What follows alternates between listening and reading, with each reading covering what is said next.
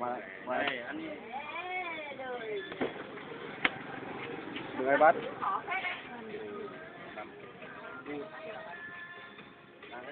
Nhìn cái này lên mạng anh Quân này. Nhìn cái này lên mạng. Mai vào YouTube tìm thì xem có. Đi.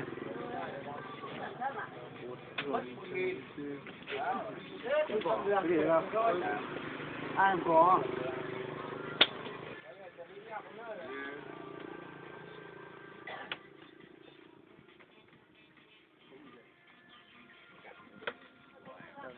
Đánh bà này. Anh đéo này, bắt cái đéo được cái cây cà ăn 3 bụi này. Cà. Còn 3 bụi đây. Gì? Một, thế là em vẫn một cây nhá.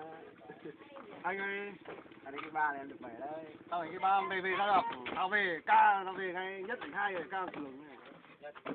Úi quy ca. cái là thành ca thì nhà này nó về Đâu? đâu gì nữa